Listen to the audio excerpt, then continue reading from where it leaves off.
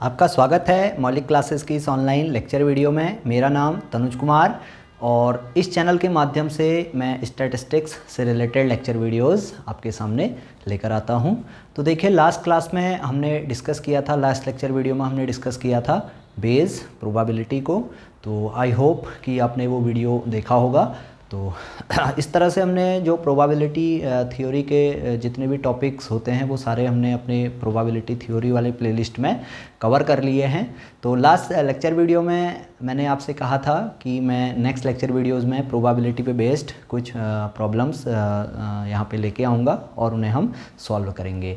तो आज इस क्लास में हम प्रोबेबिलिटी पे बेस्ड कुछ प्रॉब्लम्स को सॉल्व करने जा रहे हैं। ये प्रॉब्लम्स आपकी conditional probability, multiplication theorem of probability, addition theorem of probability और टोटल प्रोबेबिलिटी थ्योरम और बेस थ्योरम पे बेस्ड ये क्वेश्चंस होंगे। तो इन्हें हम एक एक करके यहाँ पे सॉल्व करेंगे। तो देखिए, जो पहला क्वेश्चन है, पहला क्वेश्चन देखिए आपको स्क्रीन पे दिख रहा है। इस क्वेश्चन में देखिए बहुत नॉर्मल क्वेश्चन है, हमेशा पूछा जाता है, बहुत काफ़ी बार पूछा गया है एग्ज़ाम में। तो देखिए क्वेश्चन क्या कहता है, a number is chosen from each of the two sets. First set is numbers from 1 to up to 9 and second set contains numbers 4, 5 and up to 9. If P1 is the probability that the sum of the two numbers be 10 and P2 the probability that their sum be 8, find P1 plus P2। तो यहाँ पे हमने क्या करना है, हमें दो sets given हैं। एक सेट में हमारे पास 9 एलिमेंट्स हैं और दूसरे सेट में हमारे पास 6 एलिमेंट्स हैं। तो इन एलिमेंट्स में से हमने नंबर सेलेक्ट करने हैं। अब जो नंबर सेलेक्ट हो रहे हैं वो रैंडमली सेलेक्ट हो रहे हैं। तो यहाँ पे क्या होगा, ऑर्डर जो बनेंगे वो कॉम्बिनेशंस में बनेंगे, बहुत सारे कॉम्बिनेशन बन जाएंगे। तो वो कॉम्बिनेशंस क्या होंगे वो हम आइडेंटिफाई करेंगे और टोटल पॉसिबल कॉम्बिनेशंस हम आइडेंटिफाई कर लेंगे। तो हमें P1 और P2 की वैल्यू मिल जाएगी। फिर हमसे पूछा गया है P1 प्लस P2 क्या होगा। तो इस केस में देखिए, जो P1 प्लस P2 होगा वो हमारे जो इवेंट्स हैं वो म्यूचुअली एक्सक्लूसिव होंगे। तो वहाँ पे इंटरसेक्शन वैल्यू तो कुछ नहीं होगी। तो P1 प्लस P2 हमारा डायरेक्ट P1 प्लस P2 की फॉर्म में कैलकुलेट हो जाएगा। तो अब देखिए, जो पहला सेट है, पहले सेट को सपोज़ हम कह लेते हैं S1 कह लेते हैं। तो ये S1 में जो नंबर्स हैं वो हैं 1, 2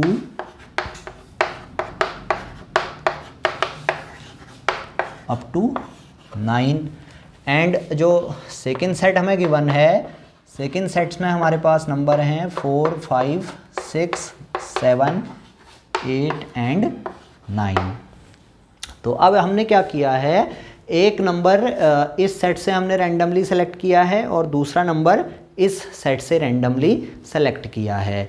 तो जब हम ये करेंगे तो हमारे पास टोटल पॉसिबल केसेस क्या होंगे, हमने क्या करना है, दोनों सेट के नंबर कंसिडर करने हैं। अब फर्स्ट सेट में जो ट्रायल्स हैं वो कितने हैं, 9, जो फर्स्ट सेट में जो आउटकम्स हैं वो टोटल कितने होंगे, 9 आउटकम्स होंगे। इसी तरह से सेकेंड सेट में जो आउटकम्स होंगे वो 6 आउटकम्स होंगे।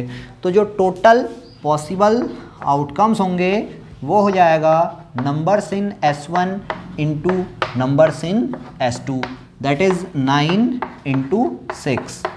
तो ये हो गया टोटल 54।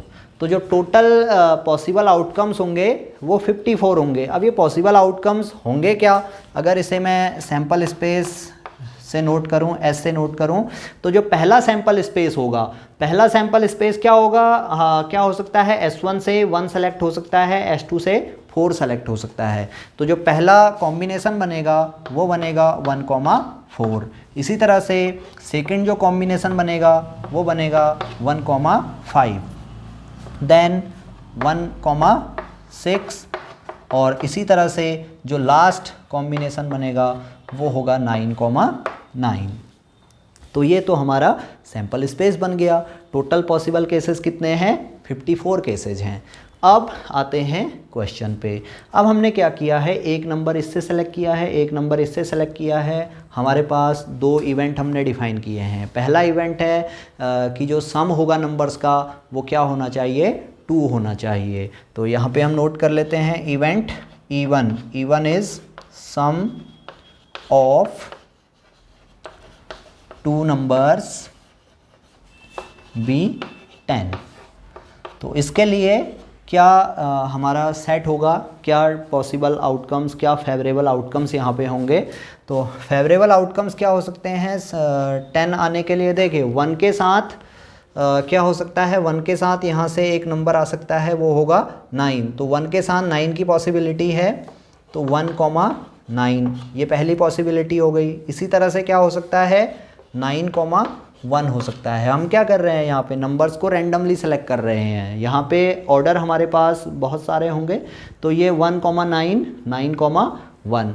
इसी तरह से जब हम 2 की बात करेंगे तो 2 के साथ 8 होगा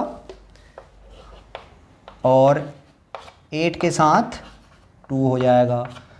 इसी तरह से 3 हम सेलेक्ट करेंगे। अगर हमारा फर्स्ट सेट में 3 सेलेक्ट होता है तो सेकंड सेट में हमें क्या चाहिए होगा, फिर 7 चाहिए होगा, तो ये 3,7 होगा। इसी तरह से ये 7,3 हो जाएगा। देन 4 हम सेलेक्ट करेंगे तो ये 4,6 होगा और 6,4 होगा।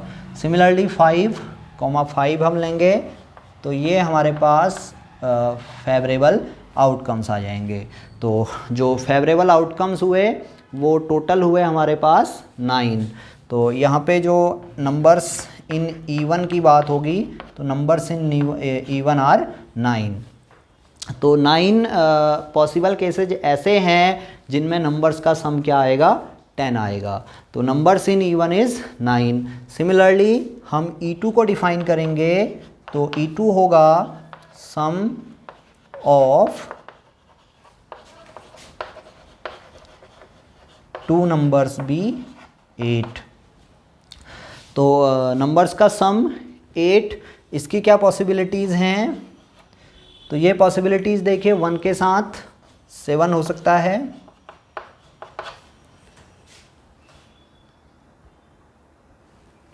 हाँ 1 के साथ 7 हो सकता है, देन 7 के साथ 1 हो सकता है। इसके बाद जब 2 हम लेंगे तो 2 के साथ 6 होगा और 6 के साथ 2 हो सकता है। Then 3,5 and 5,3।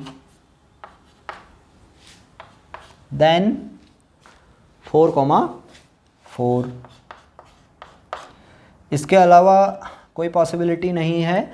तो इस केस में जो फेवरेबल आउटकम्स होंगे नंबर्स इन E2 इसे हम कहेंगे, तो नंबर्स इन E2 हमारे पास होंगे 7। तो 7 पॉसिबल वेज यहाँ पे हैं जब हमारे पास सम क्या होगा, 8 होगा नंबर्स का। तो इस तरह से हम क्या कर सकते हैं P1 और P2 यहाँ पे निकाल सकते हैं।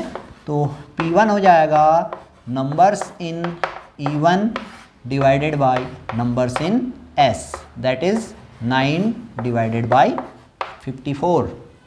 सिमिलरली P2 होगा numbers in E2 divided by numbers in S, तो ये हो जाएगा 7/54।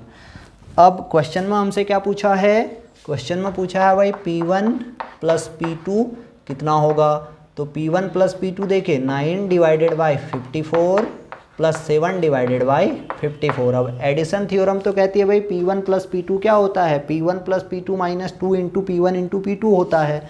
इस तरह का रूल होता है हमारे पास, P1 plus P2 is equal to P1 plus P2 minus 2 P1 P2। इसको इस तरह से समझ सकते हैं, probability of A union B, union को हमने यहाँ पे प्लस से नोट किया हुआ है, equal to probability of A plus probability of B minus 2 probability of A intersection B। Sorry ये 2 नहीं होगा यहाँ पे, simply probability of A intersection B होगा। इंटरसेक्शन को हम मल्टीप्लाई से नोट करेंगे। तो अब यहाँ पे प्रॉब्लम क्या है, प्रॉब्लम यही है कि P1 और P2 दोनों क्या हैं, आपस में म्यूचुअली एक्सक्लूसिव हैं। एक ही इवेंट हो सकता है यहाँ पे, एक एक्सपेरिमेंट, एक ट्रायल में 2 इवेंट पॉसिबल नहीं है। या तो सम क्या मिलेगा हमें 10 मिलेगा या सम 8 मिलेगा। तो दोनों इवेंट क्या हो गए, म्यूचुअली एक्सक्लूसिव हो गए। तो इस केस में जो प्रोबेबिलिटी होगी वो इतनी ही होगी। जब इसे हम सॉल्व करेंगे तो ये वैल्यू आ जाएगी 16 डिवाइडेड बाई 54, और इसे और सॉल्व करेंगे तो आंसर आ जाएगा हमारे पास 8/27। तो इस प्रॉब्लम का आंसर हुआ 8/27। तो इसी तरह से अब देखिए नेक्स्ट प्रॉब्लम पे हम जाते हैं। अब देखिए नेक्स्ट क्वेश्चन आपको स्क्रीन पे दिख रहा है। An urn A contains 3 white and 4 black balls and an urn B contains 5 white and 3 black balls. One ball is chosen randomly from A and transferred to B. Then one ball is drawn from urn B. What is the probability that it is a black ball? काफ़ी interesting question है और competitive exams में भी काफ़ी बार ये question पूछा जाता है। तो कैसे हम इसे सॉल्व करेंगे, देखिए हमारे पास दो बॉक्स हैं। बॉक्स ए, ये हमारा बॉक्स ए सपोज, और ये हमारा बॉक्स बी। अब देखिए बॉक्स ए में हमें बॉल्स गिवन हैं। कितनी बॉल्स हैं, box A contains 3 white and 4 black balls। तो ये 3 white and 4 black balls हमारे बॉक्स ए में हैं। Similarly box B contains 5 white and 3 black balls, 5 white and 3 black balls। इसके बाद हमने क्या किया है, एक बॉल को यहाँ से रैंडमली सेलेक्ट किया और उसे बी बॉक्स में ट्रांसफ़र किया हुआ है। और फाइनली जो हमने काम किया वो किया भाई, क्या किया है, 1 ball is drawn from urn B. ये ट्रांसफ़र करने के बाद बॉक्स बी में से हमने एक बॉल निकाल ली है। तो इस एक बॉल के जो निकलने का चांस है, ये ब्लैक बॉल होने का क्या चांस है। तो ये क्वेश्चन को आप इस तरह से रिप्रेजेंट कर सकते हैं। तो हमारे पास क्या है, बॉक्स ए है। बॉक्स ए में टोटल 7 बॉल्स हैं।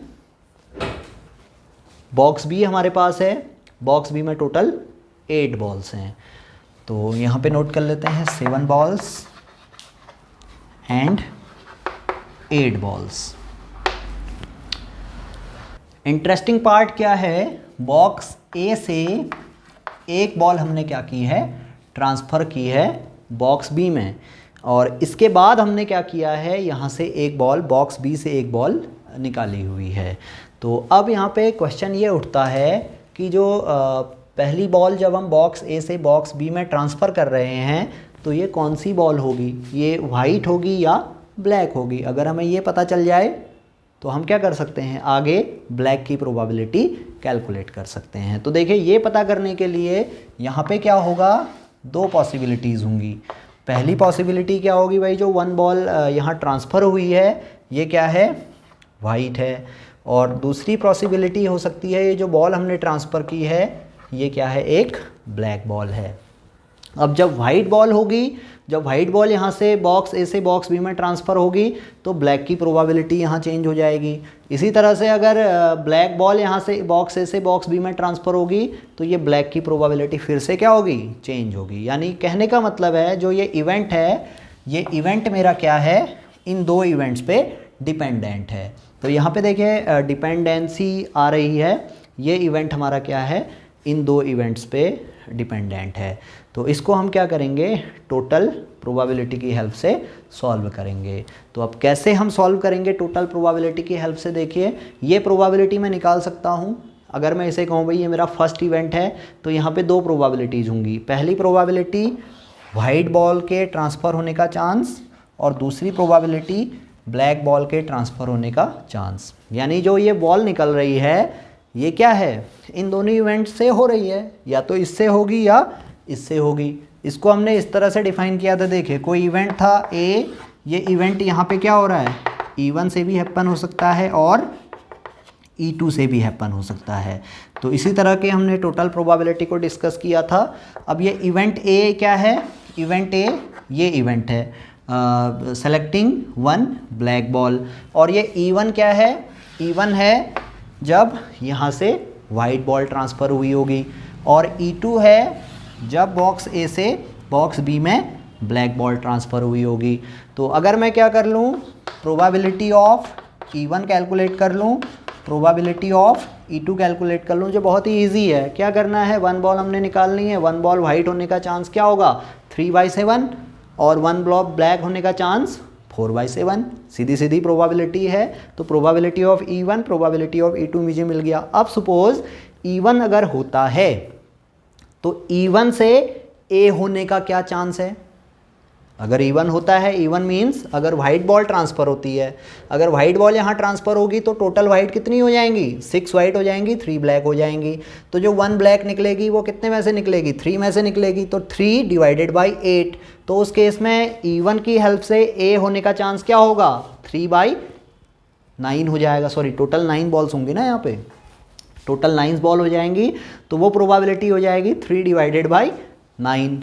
इसी तरह से अगर E2 होता है, E2 means black ball transfer होती है, तो उस केस में ब्लैक बॉल 4 हो जाएंगी। तो ब्लैक बॉल होने का चांस क्या होगा, 4/9, यानी ये प्रोबेबिलिटी हमारी 4/9 होगी। तो फाइनली 1 ब्लैक बॉल निकलने का चांस वो क्या होगा, इन दोनों प्रोबेबिलिटी का मल्टीप्लिकेशन प्लस इन दोनों प्रोबेबिलिटी का मल्टीप्लिकेशन। तो प्रॉब्लम हमारी सॉल्व हो गई। तो देखिए क्या होगा, कैसे हम इसे सॉल्व करेंगे। बहुत सिंपल एक्सप्लेनेशन मैंने यहाँ पे देने की कोशिश की है। आई होप कि आपको ये समझ में आया होगा।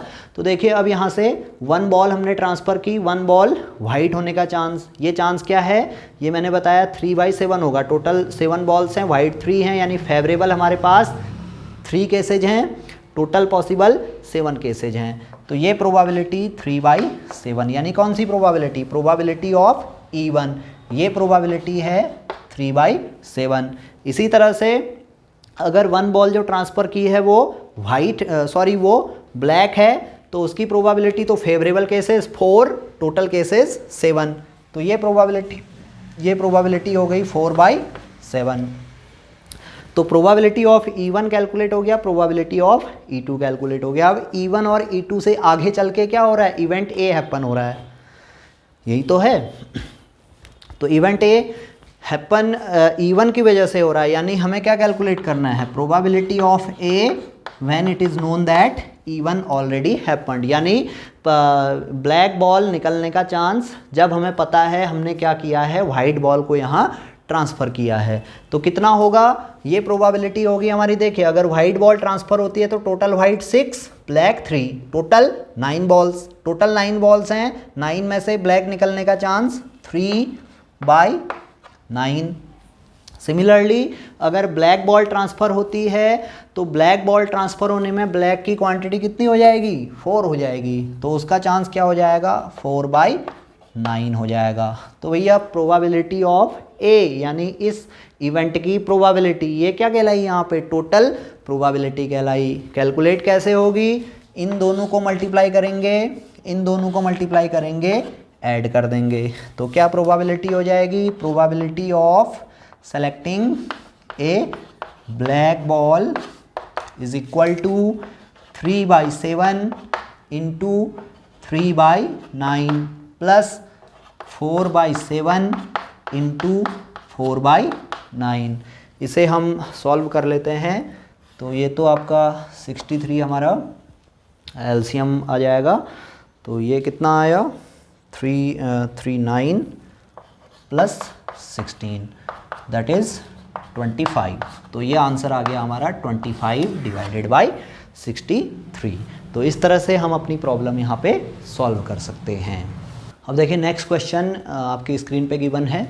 इन 2015 there were 3 candidates for the position of principal, mister Chatterjee, mister Iyengar and doctor Singh, whose chances of getting the appointment are in the proportion 4:2:3 respectively. The probability that Mr. Chatterjee, if selected, would introduce co-education. तो ये एक event हो गया, introducing co-education in the college is 0.30. The probabilities of Mr. Iyengar and Dr. Singh doing the same are respectively 0.50 and 0.80. What is the probability that there was co-education in the college in 2016? तो ये clearly समझ में आ रहा है ये question क्या है, total probability पे बेस्ड है। क्यों? क्योंकि जो इवेंट है इंट्रोड्यूसिंग को एजुकेशन, वो उसका होने का चांस क्या है, बहुत सारे वेज में पॉसिबल है। कितने वेज में पॉसिबल है इस केस में? 3 वेज में पॉसिबल है। एक तो क्या कर सकते हैं, उसे मिस्टर चटर्जी इंट्रोड्यूस करा सकते हैं, दूसरा मिस्टर अयंगर उसे इंट्रोड्यूस करा सकते हैं, तीसरा डॉक्टर सिंह उसे इंट्रोड्यूस करा सकते हैं। अब प्रॉब्लम क्या है? प्रॉब्लम है भाई ये तीनों की सेलेक्ट होने का चांस क्या है, वो भी हमें गिवन है। यानी पहले हमें क्या करना है, ये देखना है कि चटर्जी हमारे सेलेक्ट हुए, मिस्टर अयंगर हमारे सेलेक्ट हुए, या फिर डॉक्टर सिंह हमारे सेलेक्ट हुए एज ए प्रिंसिपल। अब प्रिंसिपल अगर वो सेलेक्ट होते हैं तो फिर हमें ये भी गिवन है कि अगर वो प्रिंसिपल सेलेक्ट होते हैं तो को एजुकेशन लाने का चांस क्या है। तो इसको इस तरह से हम देखें, टी डायग्राम की हेल्प से बहुत इजीली हम इसे सॉल्व कर सकते हैं। अब मैंने कहा भाई यहाँ पे इंट्रोड्यूसिंग को एजुकेशन इन द कॉलेज, ये एक इवेंट है इंट्रोड्यूसिंग को एजुकेशन। अब इसे देखिए कौन कौन कर सकता है इंट्रोड्यूस, ये भी हमें गिवन है। इसे 3 लोग यहाँ पे इंट्रोड्यूस करा रहे हैं। पहले हैं मिस्टर चटर्जी, अब ये स्पेलिंग तो जो भी है इसकी आप इसको ऐसे लिख लेते हैं। दूसरे हैं मिस्टर अयंगर और लास्ट हैं डॉक्टर सिंह। तो देखिए ये हमें गिवन है भाई 3 कैंडिडेट हैं प्रिंसिपल पोस्ट के लिए, mister Chatterjee, mister Iyengar and doctor Singh. अब ये भी हमें गिवन है कि अगर मिस्टर चटर्जी प्रिंसिपल बनते हैं तो वो को एजुकेशन को इंट्रोड्यूस करेंगे, इसका क्या चांस है, ये हमें गिवन है। सिमिलरली मिस्टर अयंगर के लिए चांस गिवन है, डॉक्टर सिंह के लिए चांस गिवन है। अब हमें ये भी पता है भाई जो 3 कैंडिडेट हैं इनके प्रिंसिपल होने का क्या चांस है। वो रेशियो हमें गिवन है 4:2:3। तो इसका मतलब हुआ, देखिए इसको हम टोटल कर लेंगे तो हमारे टोटल कितने आ गए, 9 आ गए। अब फर्स्ट हैं हमारे चटर्जी, तो चटर्जी के प्रिंसिपल बनने का चांस कितना होगा, 4/9। तो मिस्टर चटर्जी के प्रिंसिपल बनने का चांस 4/9, 4/9। इसी तरह से मिस्टर अयंगर का प्रिंसिपल बनने का चांस 2/9, तो ये प्रोबेबिलिटी हो गई 2/9। और डॉक्टर सिंह के प्रिंसिपल बनने का चांस 3/9। तो इतनी इन्फॉर्मेशन हमने अपने क्वेश्चन से निकाल ली। तो आई होप कि ये समझ में आ गया होगा आपको। अब देखिए अब क्या हुआ, मिस्टर चटर्जी अगर प्रिंसिपल बनते हैं तो हमें ये भी गिवन है the probability that mister Chatterjee if selected would introduce co-education in the college is 0.30। यानी अगर मिस्टर चटर्जी प्रिंसिपल बनते हैं तो को एजुकेशन इंट्रोड्यूस करने का चांस क्या है, उनका 0.30 है, यानी 30/100 या 3/10। इसी तरह से मिस्टर अयंगर और डॉक्टर सिंह का चांस ये है 0.50 एंड 0.80। यानी अगर मिस्टर अयंगर प्रिंसिपल बनते हैं, जब उनका प्रिंसिपल बनने का चांस क्या है 2/9 है, तो वो को एजुकेशन को इंट्रोड्यूस करेंगे, उसका चांस कितना है 50% है। इसी तरह से अगर डॉक्टर सिंह हमारे प्रिंसिपल बनते हैं तो उनका को एजुकेशन इंट्रोड्यूस करने का चांस कितना है 0.80 है, यानी 80% है। तो इतनी इन्फॉर्मेशन हमें गिवन है। अब हमसे पूछा गया है कि भाई ये को एजुकेशन इंट्रोड्यूस होने का क्या चांस है। तो अब जैसा कि टोटल प्रोबेबिलिटी में हम डिस्कस कर चुके हैं, तो अब ये तो कोई बाएं हाथ का खेल है आपके लिए। आपने क्या करना है, इन दोनों को मल्टीप्लाई करना है, प्लस इन दोनों को मल्टीप्लाई करना है, प्लस इन दोनों को मल्टीप्लाई करना है, तो आपके पास को एजुकेशन इंट्रोड्यूस होने की प्रोबेबिलिटी आ जाएगी। तो क्या होगा, प्रोबेबिलिटी ऑफ इंट्रोड्यूसिंग को education is equal to 4/9 of 0.30 plus 2/9 of 0.50 plus 3/9 of 0.80। तो इसे हम सॉल्व कर लेते हैं। तो ये 9 तो हमारा एलसीएम आ जाएगा, तो न्यूमरेटर में हमें क्या मिलेगा 1.2, 4 into 0.30 that is 1.2 plus 1.0 plus 2.4। तो इसे हम सिंप्लीफाई करेंगे तो ये 1.2 plus 1 that is 2.2, 2.2 plus 2.4 that is 4.6। तो ये आ गया 46 डिवाइडेड बाई 90। इसे और सिंप्लीफाई करेंगे तो ये 23 डिवाइडेड बाई 45। तो ये हमारा इस केस में आंसर हो जाएगा। तो इस तरह से हम टोटल प्रोबेबिलिटी पे बेस्ड अपनी प्रॉब्लम को सॉल्व कर सकते हैं। तो अब देखिए नेक्स्ट क्वेश्चन हम सॉल्व करने जा रहे हैं। In a bolt factory machines A, B and C manufacture respectively 25%, 35% and 40% of the total of their outputs 5,4,2% are defective bolts.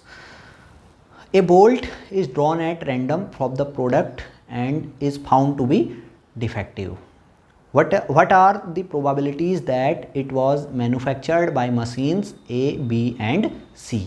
तो ये क्वेश्चन भी एग्ज़ाम में, कॉम्पिटिटिव एग्ज़ाम्स में काफ़ी पूछा जाता है इस तरह का क्वेश्चन। उसमें क्या होगा, डेटा वो चेंज कर देंगे, क्वेश्चन का पैटर्न इसी तरह का होगा। तो ये क्वेश्चन आप देख रहे हैं टोटल प्रोबेबिलिटी पे बेस्ड है और साथ में इसमें क्या है, रिवर्स रूल भी अप्लाई हुआ है, रिवर्स बेज रूल भी अप्लाई हुआ है। क्या हुआ, एक फैक्ट्री है, उसमें 3 मशीन हैं, 3 मशीन का जो टोटल मैन्युफैक्चरिंग है वो उसका परसेंटेज हमें गिवन है और उस मैन्युफैक्चरिंग में से क्या हो रहा है, कुछ डिफेक्टिव हमें मिल रहे हैं। तो हमें ये भी पता है भाई मशीन A कितना % डिफेक्टिव निकाल रही है, मशीन B कितना निकाल रही है, मशीन C कितना डिफेक्टिव निकाल रही है। अब हमें कहा गया भाई एक डिफेक्टिव हमें मिला है, तो वो डिफेक्टिव मशीन A ने बनाया है, मशीन B ने बनाया है या मशीन C ने बनाया है, इसका क्या चांस है। तो पहले क्या हुआ, हमारा जो प्रोबेबिलिटी है वो आगे की टर्म्स में गई, हमसे पूछा गया भाई डिफेक्टिव निकलने का चांस। अब जब हमें पता, हमें ये नोन कर दिया कि डिफेक्टिव मिला है, तो अब डिफेक्टिव मिला है तो फिर से हम रिवर्स आ रहे हैं कि किस मशीन ने उसे प्रोड्यूस किया है। तो इसको आप इस तरह से समझ सकते हैं, देखिए मशीन A, मशीन B और मशीन C, ये तीनों क्या कर रही हैं, डिफेक्टिव बना रही हैं, कुछ प्रोडक्ट मैन्युफैक्चर कर रही हैं, लेकिन उसके साथ कुछ परसेंटेज क्या है, डिफेक्टिव का भी है। तो देखिए A ने क्या किया, डिफेक्टिव प्रोड्यूस किया, B ने डिफेक्टिव प्रोड्यूस किया, C ने डिफेक्टिव प्रोड्यूस किया। अब A का जो डिफेक्टिव प्रोड्यूस करने का परसेंटेज है वो कितना है, वो 5% है। इसी तरह से B का डिफेक्टिव प्रोड्यूस करने का चांस कितना है, 4% है। और मशीन C का डिफेक्टिव प्रोड्यूस करने का चांस कितना है, 2% है। जबकि मशीन A टोटल में कितना % प्रोड्यूस कर रही है, 25% प्रोड्यूस कर रही है। सिमिलरली मशीन B 35% कर रही है और मशीन C 40% मैन्युफैक्चर कर रही है। यानी जो टोटल 100 यूनिट्स प्रोड्यूस हो रही हैं, 100 यूनिट में से 25 मशीन A ने बनाई हैं, 35 मशीन B ने बनाई हैं और 35 मशीन B ने बनाई है और 40 मशीन C ने बनाई है। इसी तरह से उसमें से जो 25 हैं, 25 में से 5 क्या हैं, डिफेक्टिव निकल रहे हैं, 35 में से 4 डिफेक्टिव निकल रहे हैं, 40 में से 2 डिफेक्टिव निकल रहे हैं। तो इतनी इन्फॉर्मेशन हमें गिवन है। अब हमसे कहा गया भाई जो डिफेक्टिव है वो हमें मिला है। अब मैन्युफैक्चरिंग हुई तो मैन्युफैक्चरिंग में हमें क्या मिला, एक डिफेक्ट मिला। हमने क्या करा, भाई जो बोल्ट प्रोड्यूस हो रहे हैं उन बोल्ट में से एक बोल्ट को रैंडमली सेलेक्ट किया और वो बोल्ट क्या निकला, डिफेक्टिव निकला। यानी ये इवेंट हमें क्या हो गया है, नोन हो गया है।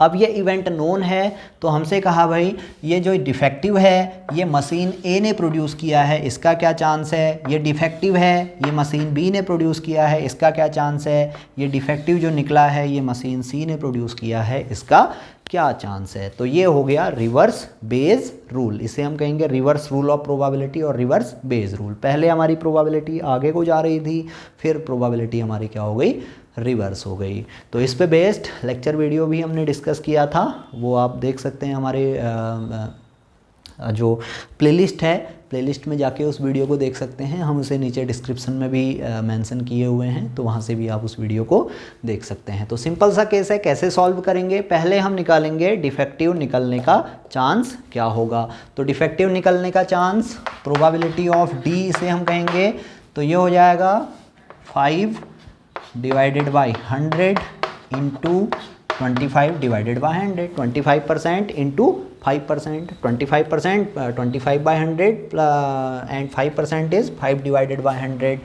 Plus 35 divided by 100 into 4 divided by 100 plus 40 divided by 100 plus 2 divided by 100। तो इसे जब हम सॉल्व करेंगे तो ये कितना होगा, देखिए इसे हम सॉल्व करते हैं, 100 इंटू 100 तो हमारा एलसीएम आ गया। अब ये 25 इंटू 5, ये 125 प्लस 35 इंटू 4 140 प्लस 40 इंटू 2 80। तो इसे हम कैलकुलेट करेंगे तो ये देखिए ये आया 345 डिवाइडेड बाई 100 इंटू 100। तो इसे जब हम सॉल्व करेंगे तो ये आ जाएगा 0.0345। तो इसका मतलब है ये प्रोबेबिलिटी आई 3.45%। तो जो डिफेक्टिव निकलने का चांस है ये आया 3.45%। अब हमसे पूछा गया भाई ये डिफेक्टिव मशीन ए ने प्रोड्यूस किया है, इसका क्या चांस है, यानी probability of A when it is known that defective is manufactured. हमसे कहा गया ना, हमें क्या मिला है, डिफेक्टिव मिला है, तो ये इवेंट हमारे लिए नोन हो गया। अब हमें पता करना है भाई ये इवेंट नोन हुआ है तो ये ए की वजह से हुआ है, इसका क्या चांस है। तो probability A for given D, तो ये प्रोबेबिलिटी हो जाएगी, देखिए कितनी होगी, यहाँ पे देखिए ये है प्रोबेबिलिटी ऑफ ए, ये है प्रोबेबिलिटी ऑफ बी और ये है प्रोबेबिलिटी ऑफ सी। इसी तरह से ये है probability of D when it is known that A happened, यानी मशीन A के द्वारा डिफेक्टिव बनने का chance, probability of D for given है ये है 5%। इसी तरह से probability of D for given B this is 4% and probability of D for given C this is 2%। तो अब देखिए probability of A for given D हमने निकालना है, रिवर्स हो गया ना rule, probability of D for given A हमें नोन था, अब हमें probability of A for given D निकालना है। तो ये कितना होगा, ये हो जाएगा probability of A into probability of D for given A divided by probability of D. Simply हमने क्या किया, यहाँ पे कंडीशनल प्रोबेबिलिटी का यूज किया, तो कंडीशनल प्रोबेबिलिटी की हेल्प से ये प्रोबेबिलिटी इतनी आ गई। अब प्रोबेबिलिटी ऑफ ए ये कितना है, 25% है, तो ये 25 divided by 100 into probability of D for given A that is 5 divided by 100 upon probability of D, probability of D is 3.45%, that is 3.45 divided by 100। तो इसे हम सॉल्व करेंगे तो ये 100 से ये 100 हमारा कैंसिल हो गया और ये आ जाएगा टोटल 125 डिवाइडेड बाई 100 अपॉन 1/3.45। तो इसे हम सॉल्व कर लेते हैं, तो ये आ गया 125 डिवाइडेड बाई 345, ये 5 से हमारा कैंसिल हो जाएगा, तो 25 डिवाइडेड बाई 69, तो ये इस केस में आंसर होगा। तो ये तो हो गया मशीन ए के लिए चांस। इसी तरह से हम क्या कर सकते हैं, मशीन बी के लिए कैलकुलेट कर सकते हैं, मशीन सी के लिए कैलकुलेट कर सकते हैं। तो देखिए मशीन बी के लिए कितना होगा,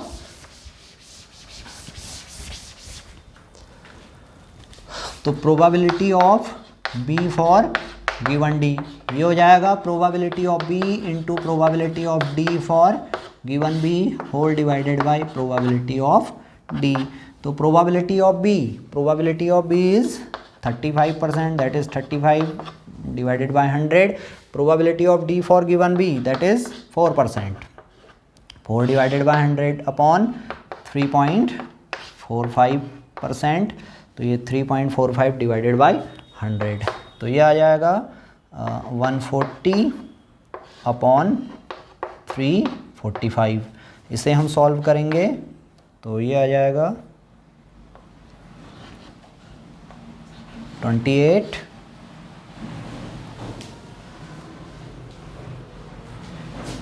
डिवाइडेड बाई 69।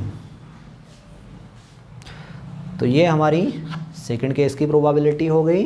इसी तरह से जो probability of C for given D होगा वो हो जाएगा 80 डिवाइडेड बाई 345। तो इसे जब हम सॉल्व करेंगे तो ये आ जाएगा 16 डिवाइडेड बाई 69। तो इस तरह से हम अपनी प्रॉब्लम यहाँ पे सॉल्व कर सकते हैं। तो देखिए इस लेक्चर वीडियो में हमने देखा टोटल प्रोबेबिलिटी पे बेस्ड क्वेश्चंस, बेस्ड प्रोबेबिलिटी पे बेस्ड क्वेश्चंस और कुछ सिंपल क्वेश्चन हमने देखे। तो अगर ये वीडियो आपको पसंद आया है तो इसे आप लाइक करेंगे, अपने फ्रेंड्स में शेयर करेंगे, और हमारे चैनल को अगर आपने अभी तक सब्सक्राइब नहीं किया है तो आप सब्सक्राइब कर लीजिए ताकि हम आगे कोई वीडियो डालें तो उसका नोटिफिकेशन आप तक मिलता रहे। तो देखिए इस लेक्चर वीडियो के साथ हमारी जो प्लेलिस्ट है प्रोबेबिलिटी थ्योरी वो कंप्लीट हो गई है। इसके बाद भी अगर आपके पास कोई क्वेश्चंस हैं, आपको लग रहा है कोई क्वेश्चन यहाँ पे छूट गए या कोई टॉपिक छूट गया है, तो उस क्वेश्चन को आप हमारे कमेंट बॉक्स में कमेंट करके पूछ सकते हैं। तो अभी के लिए इतना ही। अब जो नेक्स्ट लेक्चर वीडियोज़ होंगे उसमें स्टैटिस्टिक्स पे बेस्ड कुछ और टॉपिक पे लेक्चर वीडियोज़ हम लेकर आएंगे। तब तक के लिए नमस्कार, धन्यवाद, थैंक यू।